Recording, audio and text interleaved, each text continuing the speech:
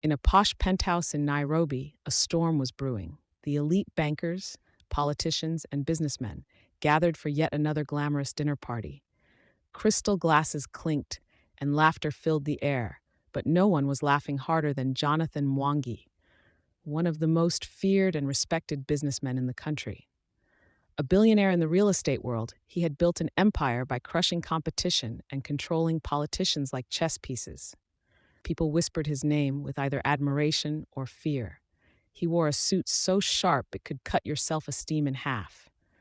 And there he was, holding a glass of whiskey like it was a trophy, loudly announcing, "Ah, let me tell you something, my friends. Money really changes people. I mean, look at my wife, from scrubbing floors to living in this mansion." The guests roared with laughter, almost spilling their champagne in excitement. But Njeri, his wife, was a woman no one understood. She spoke little, laughed even less, and never seemed to fit into Jonathan's extravagant world. Unlike the flashy socialites his business associates married, she dressed simply, preferred books over brunches, and had a habit of standing in the shadows during his grand parties. She would also stand at the edge of the room like she was part of the furniture. That night, she was dressed in a simple but elegant dress, something she had probably picked up at a sale, but her quiet presence was somehow louder than Jonathan's entire speech.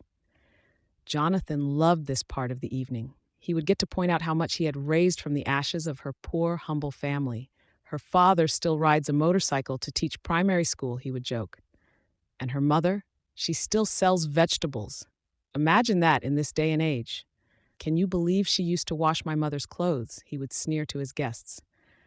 I married a househelp just to prove I could turn a maid into a madam.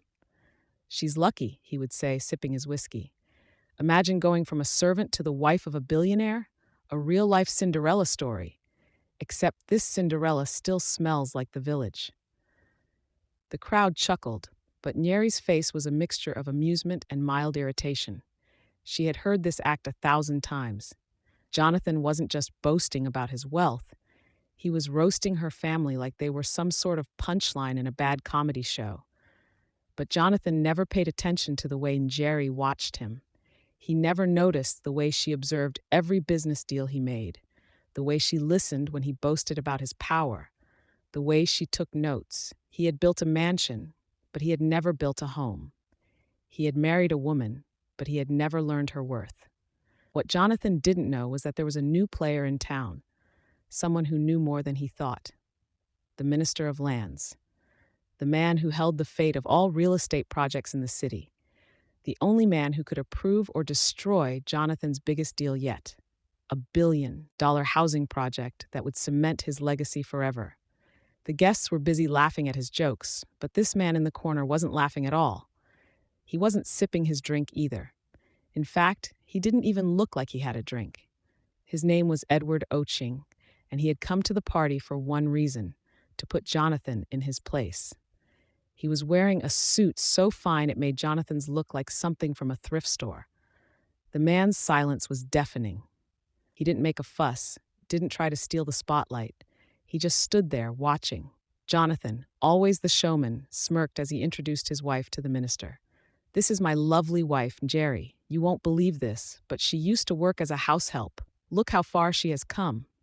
Silence. Jonathan, oblivious as usual, kept the jokes coming. "You know, I'm proud of my wife. She's proof that money can buy happiness. Just look at how she stands there like a trophy. Doesn't she look just magnificent?" Edward cleared his throat.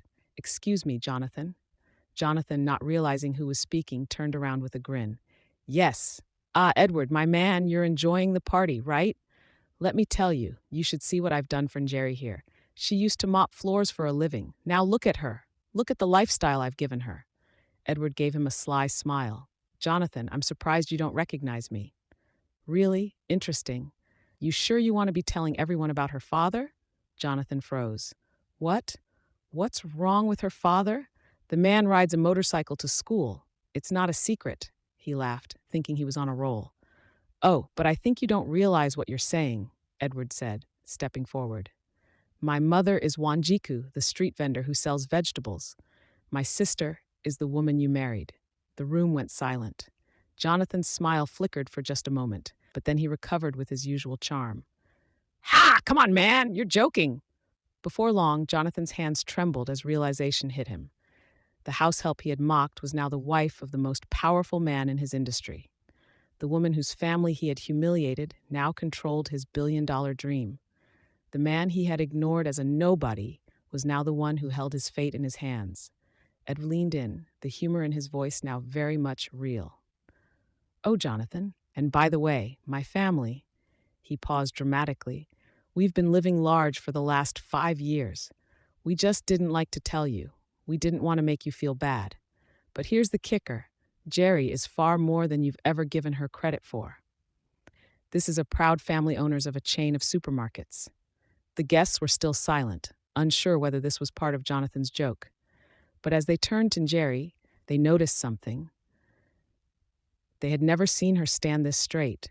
She wasn't looking at the floor anymore. In fact, she was looking at Jonathan. And it was the kind of look you give when you realize someone has just told a bad joke and you can't wait to tell them how unfunny it is. And as Njeri took her husband's whiskey glass, placed it on the table, and finally smiled, she whispered, "Karma doesn't forget addresses." So, Edward continued, his voice smooth and full of delicious sarcasm, did you know, Jonathan, that Njeri is now the major shareholder in a multi-million-dollar real estate company? Yes, she's very good at spotting potential, unlike some people. Jonathan's face turned pale, his mouth opening and closing like a goldfish. What? What do you mean?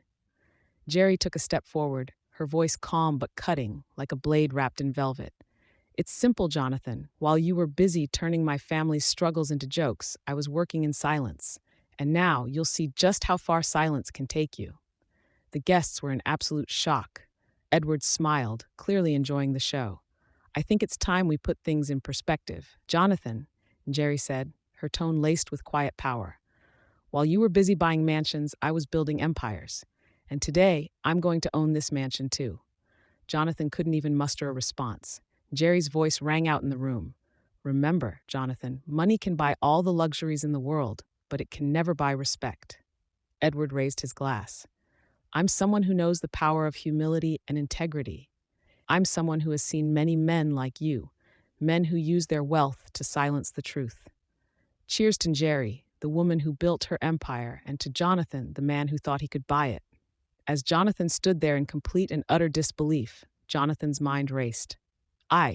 What's going on here? Who are you, really? The guests slowly started laughing, not at the jokes he had made, but at the irony of his downfall.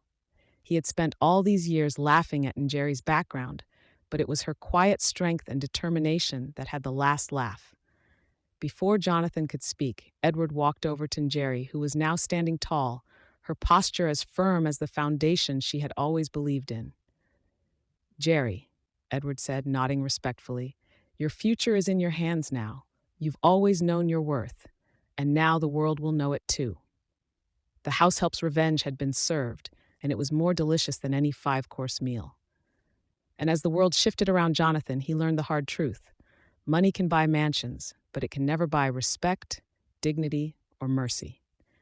That was intense, right? Now tell me, if you were in Njeri's shoes, what would you have done? Drop your thoughts in the comments because I want to hear all of it. And hey, if you love stories that hit hard and leave you thinking, don't just watch, join the family. Hit that like button, subscribe to Fungwa Stories by Wombo, and turn on the notification bell so you never miss a twist like this. More jaw-dropping stories are coming your way. Stay tuned.